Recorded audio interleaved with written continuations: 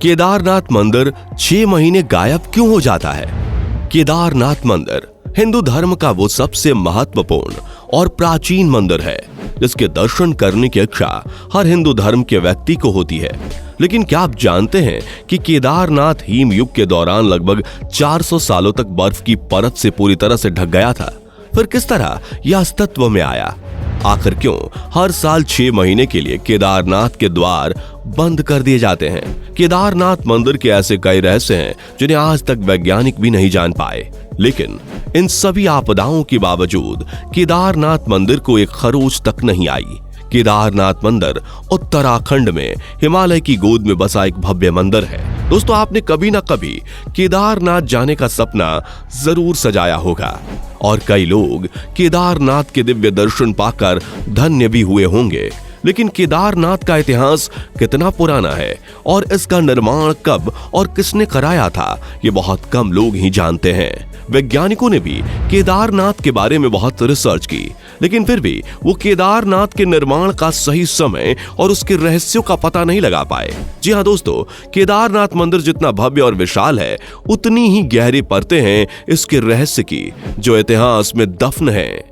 आज इस वीडियो में आपको केदारनाथ के उन सभी रहस्यों के बारे में बताने वाले हैं जिनसे आप वंचित हैं। साथ ही आपको बताएंगे कि आखिर केदारनाथ मंदिर हर साल 6 महीने के लिए गायब क्यों हो जाता है।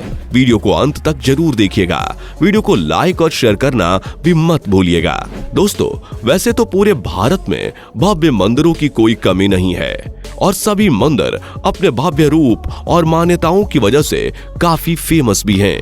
लेकिन केदारनाथ मंदिर का हिंदू मान्यताओं में से एक अलग स्थान है। केदारनाथ मंदिर हिंदू धार्मिक स्थलों में से एक है और 4 धामों में से एक माना जाता है। कहते हैं कि केदारनाथ मंदिर के ज्योतिर्लिंग के दर्शन मात्र से ही किसी भी व्यक्ति के पापों का निवारण हो जाता है। केदारनाथ मंदिर को साल में एक बार दर्शन के लिए खोला जाता है। केदारनाथ मंदिर के चारों तरफ हिमालय के पर्वतों की एक श्रृंखला है जो मंदिर को और भी ज्यादा सुसज्जित करती है। पूरे भारतवर्ष में मौजूद 12 ज्योतिर्लिंगों में से एक केदारनाथ मंदिर भी माना जाता है। बाबा का ये मंदिर उनके भक्तों के लिए स्वर्ग की तरह है। केदारनाथ मंदिर भारत के उत्तराखंड राज्य के रुद्रप्रयाग जिले में स्थित है, जहां हर साल लाखों श्रद्धालु बाबा के दर्शन करने के लिए आते हैं। केदारनाथ मंदिर के बारे में वेदों और पुराणों में भी वर्णित है। हालांकि केदारनाथ मंदिर का निर्माण किसने और क्यों कराया था, इसकी सही जानकारी किसी के पास नहीं है। केदारनाथ मंदिर में भगवान शिव के शिवलिंग की पूजा विग्रह के रूप में की जाती है जो बैल की पीठ जैसे त्रिकोणाकार रूप में है। केदारनाथ मंदिर में स्थित शिवलिंग का यह रहस्य पांडवों से जुड़ा हुआ है। कहा जाता है कि पांडव भगवान शिव के दर्शन करना चाहते थे, लेकिन भगवान शिव पांडवों के द्वारा कुरुक्षेत्र में हुए नरसंहार की वजह से उन्हें दर्शन नहीं देना चाहते थे। इसलिए वह अंतर्धान होकर केदार चले गए थे। भगवान शिव का पीछा करते करते पांडव भी केदार आ गए।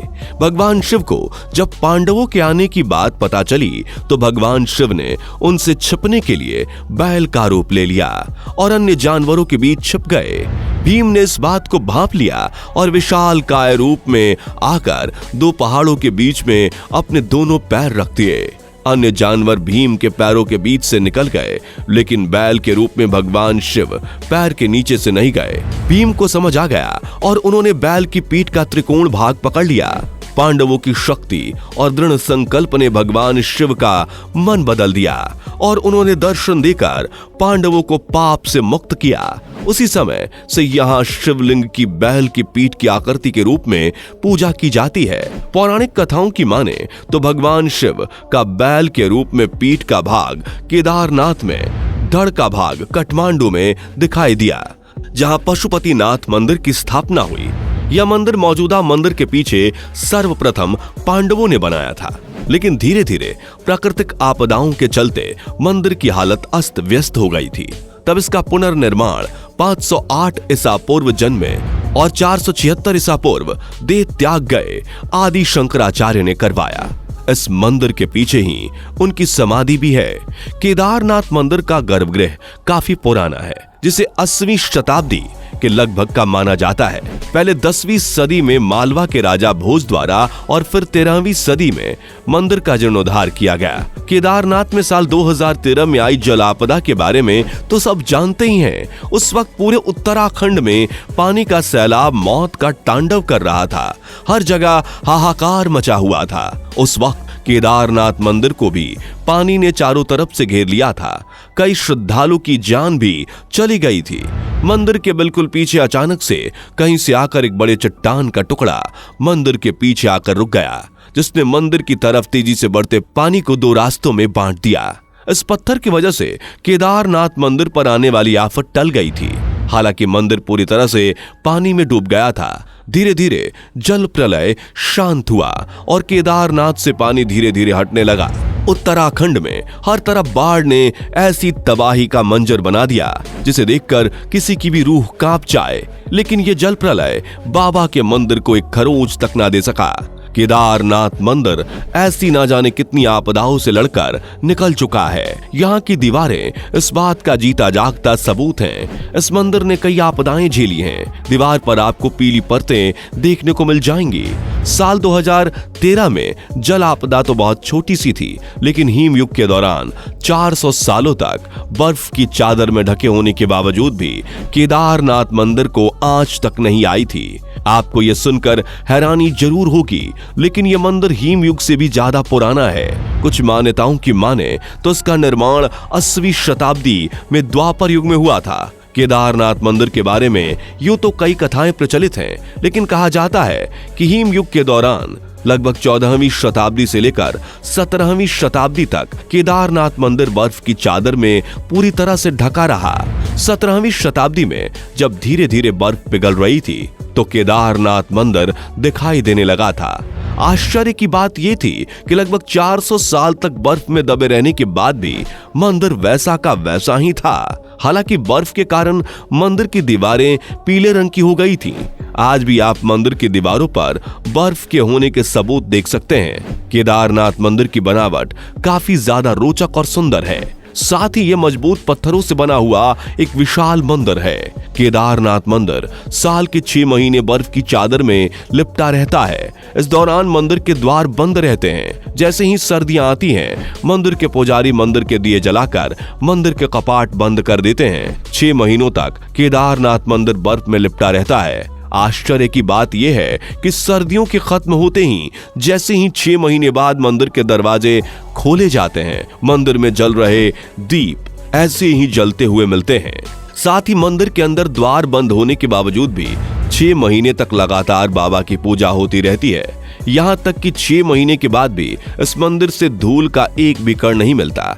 आपको ये जानकर हैरानी होगी दोस्तों कि 6 महीने तक मंदिर या मंदिर के आसपास कोई भी नहीं रहता, लेकिन बावजूद इसके मंदिर साफ सुथरा ही मिलता है।